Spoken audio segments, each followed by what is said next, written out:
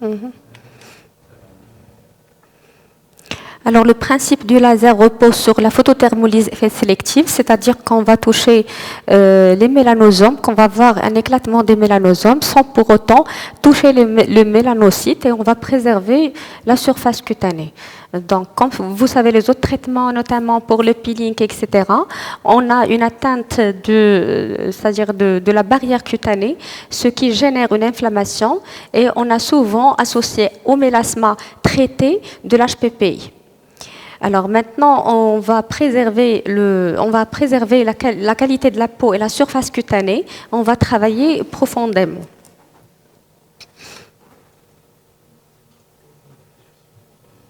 Bon. Alors là, je commence avec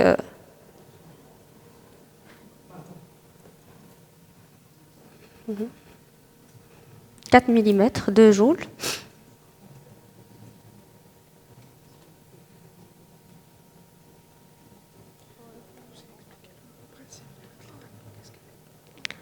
D'accord. Donc, on commence d'abord par la destruction des mélanosomes.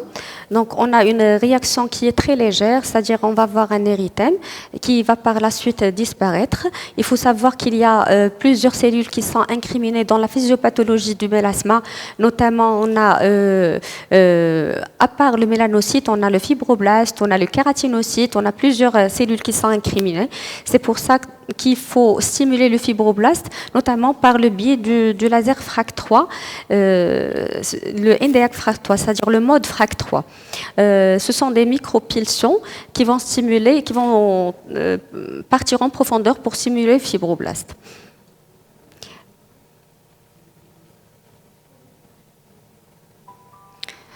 Donc, patiente, les coques.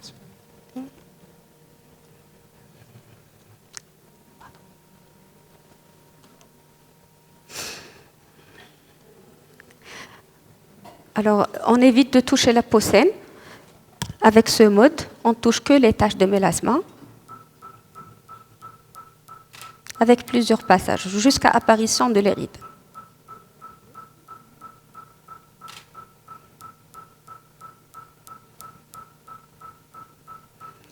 Alors, il ne fait pas mal du tout. On sent quelques picotements. Ça va? Je suis bien. Des picotements. Alors, avec ce mode, on évite de toucher la peau saine. On ne touche que les taches.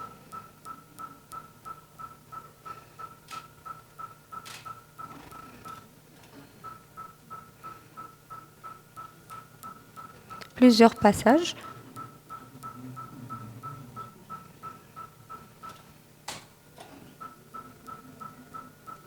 Alors, pour le traitement du mélasma au laser, il faut généralement plusieurs séances. On peut arriver jusqu'à 10 séances. Des fois, les premières séances, ça ne donne pas de résultats. Mais il faut informer la patiente que ça va prendre plusieurs séances.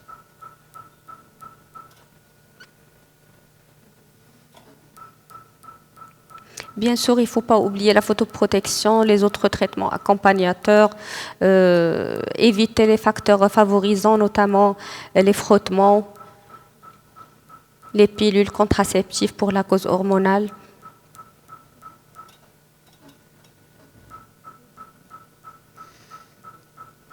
Alors, chez cette patiente, on a une peau qui est un peu sensible avec la coupeuse, donc on a une apparition rapide de la réaction érythémateuse. Ça n'empêche qu'on peut continuer, c'est-à-dire minimum 6 passages.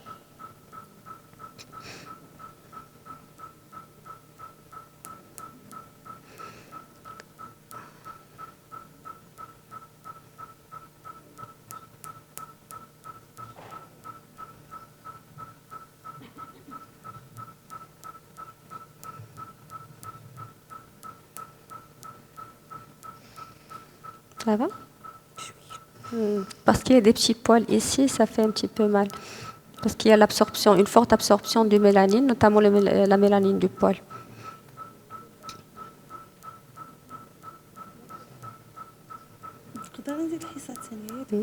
Oui, bien sûr, vous pouvez. Donc la deuxième séance, c'est après un mois d'intervalle, c'est-à-dire qu'on a une destruction sélective des mélanosomes et puis il y a les cellules lymphatiques le système lymphatique pardon, qui va chasser les débris du mélanosome. Donc il faut laisser le temps pour ça. En plus, on va utiliser tout à l'heure le mode FRAC3 qui va stimuler les fibroblastes. Donc on va avoir par conséquent une stimulation du collagène qui doit être c'est-à-dire mature après 3 semaines. C'est-à-dire qu'on ne va être efficace qu'après minimum 3 semaines. C'est-à-dire que ce n'est pas la peine de refaire plusieurs séances dans le même mois. Maintenant, on va passer au mode FRAC3. Là, je reste sur 4 mm et je remonte à 14.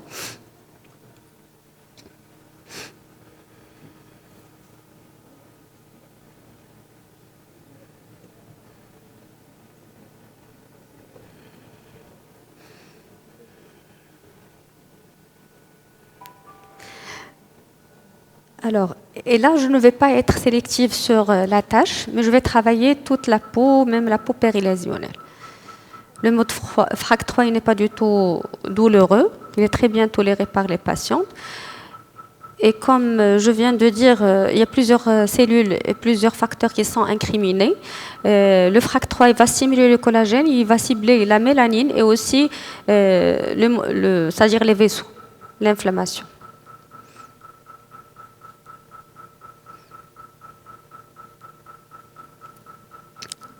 Il ne faut pas hésiter à faire plusieurs passages.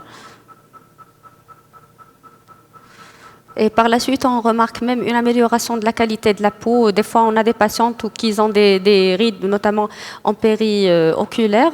Et au fil des séances, on remarque une amélioration, surtout quand on rajoute le FRAC3. Malheureusement, maintenant, il n'y a pas le FRAC3, mais ça nous permet aussi de stimuler le collagène. Ça nous permet aussi de faire le drug delivery. C'est-à-dire, après, on peut mettre de la mésothérapie si on veut.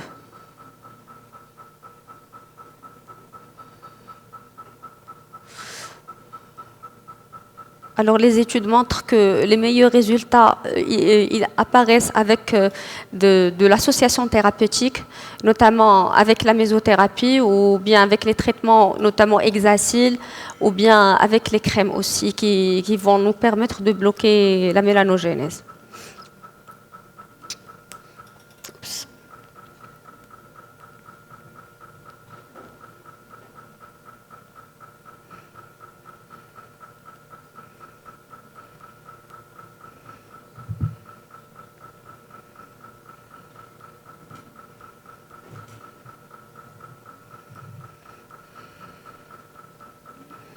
Alors, le fait de faire le FRAC3 sur la peau périlésionnelle va permettre d'améliorer la qualité de la peau et par la suite améliorer le mélasme.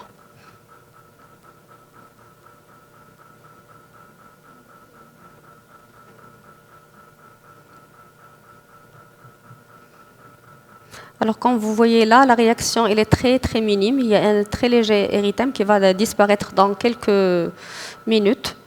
Et donc, pas d'effraction épidermique. Pas de risque d'HPPI, pas de risque d'aggravation du mélasme. Parce que la honte dans le traitement du mélasme, c'est l'aggravation du mélasme. Et voilà, donc maintenant, on a fini le traitement.